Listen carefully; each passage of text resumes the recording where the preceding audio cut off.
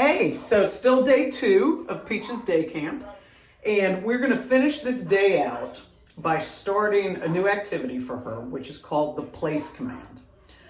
This is something that you can practice with her in between our day camp sessions, and you can actually use it with both girls. It's a terrific tool. They will both benefit for different reasons from it. I use this is an obedience thing, but I use it for therapeutic reasons in most cases. Therapeutic reasons for Peaches.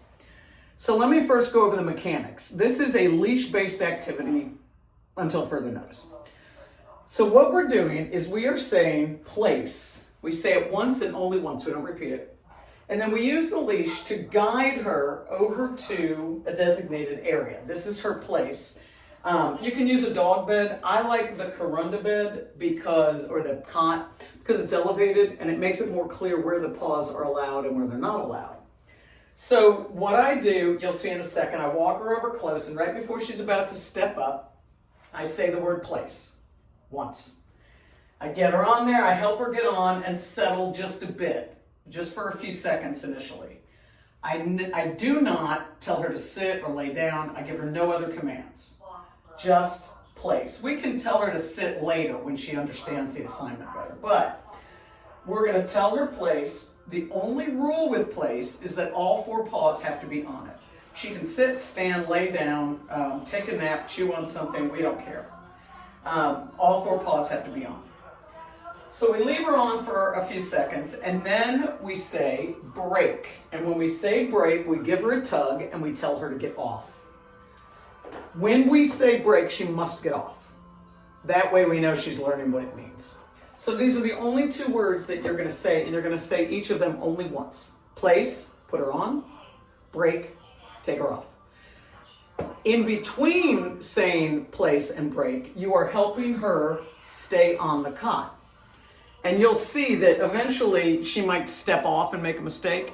If she steps off, we just reset her. We move her back on and we do not repeat the command. Let me just go ahead and start a demo. So we walk her over close. Come on, baby. Come on, boo-boo. Come on. So she's not sure. She's hesitant. So when she gets hesitant, all I do is just hold firm.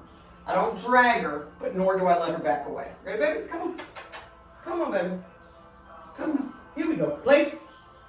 Good girl. So you see how I patted the bed. I just tried to encourage her to come over. Whatever she needs. My job here is to be a teacher, a coach, not the police, right? This is not about making sure she does it and does it right. It's about helping her understand. So she sat down by herself, that's fine. So I sit here, when she's on, the leash should be loose. If she starts to head off, it'll get tight, obviously. So there we go, and break. Good girl, good girl. Here we go, let's do it again. Ready, baby? Come on. Here we go. Good girl. Place? Yes. So when she gets on, I give her some kind of acknowledgement, like I say yes. But I don't get all crazy. I don't give her treats. I don't, make a big deal out of it. Because we want for the place bed to represent calm. So what she's learning here, eventually, is that when we say go over here, we're going to help her stay on right now. But you're going to get to a point after many days or maybe a week or 2 where you're going to do what we call proofing, where you're going to start testing to see if she can keep herself on. Now right now she's just still because she's unsure. Obviously she doesn't know what the hell's going on. But the idea here is that over time, as she starts to understand what we're asking, she will keep herself on place. Break. Good girl. So break is just as important as place. Break is what gives her context. I have to stay on here until she says break. So over time, as she starts to really understand what we're asking of her, this becomes an exercise in impulse control. She has an urge to get off, but she keeps herself on. Impulse control is a great mental exercise. Also, if something's going on that she's unsure about, we can say to her, not your job to worry about the visitor. Your job is place. Yes. So this gives her total clarity. As she starts to get used to this assignment, she understands exactly what we want from her. We want her to go here, and it is her job, that's nice, it is her job to keep herself on place. That is a job for a dog. Now, I mentioned the word proof. As she starts getting more and more relaxed, here we go. See her thinking about it? Now, she stepped off. Obviously, I let it happen, but I reset her. I do not repeat the word. I just put her back on. Don't be bummed if she, or if either of the girls steps off a lot. The reset is the real teachable moment. If she just laid down and started to doze off, she wouldn't be learning anything. So anyway, as she starts getting a little more settled, you're going to start proofing. In other words, doing things that might tempt her to move. This is proofing. I drop the leash, now I'm moving around. There may come a time when you grab some treats or a toy. I'm not sure she's a toy girl, but let's say that this is a bully slice instead. You'll grab a bully slice and you'll leave it there. Or whatever, piece of cheese. You build up to that. Now, dropping the leash is not so much a temptation, but picking up the leash is, because most dogs see that as an invitation to go.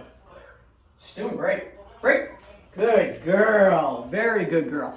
So what you'll do is what you just saw me do. 10 minutes max for the first several days.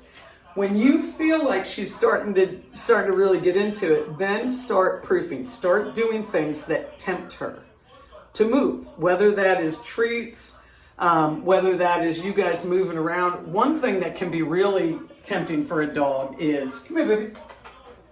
Place. Yes. So notice I say it loudly enough right when she's about to step up. So let's say that I'm in your living room or in a bedroom. Oh, there we go. We reset her. Now, I had the choice when she was getting ready to get off. I could block her and not let her step off, or I can let her step off and reset her. Both are valid and important, so you can sort of mix and match when you know she's trying to break. So let's say that we're in a bedroom or a living room. You put her on place, and then you go sit down on a chair or a sofa, get on your phone or turn on the TV.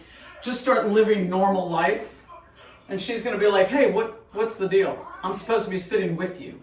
When you start doing normal things and tell her to stay over there, that's a great way to proof. Now, I want you also to notice that since we started doing this, you see how she and I are right up close next to each other? She's relaxing more and more because she's got clarity. She knows what I want. It's a chance for me to give her direction. So this exercise, this mental exercise, calms the brain, makes it easier for her to deal with me being around. All right, so use it for both girls. Once a day, if you can do twice a day with both of them or just with Peaches, then do that. 10 minutes max right now. Okay, break. Good girl. Good girl.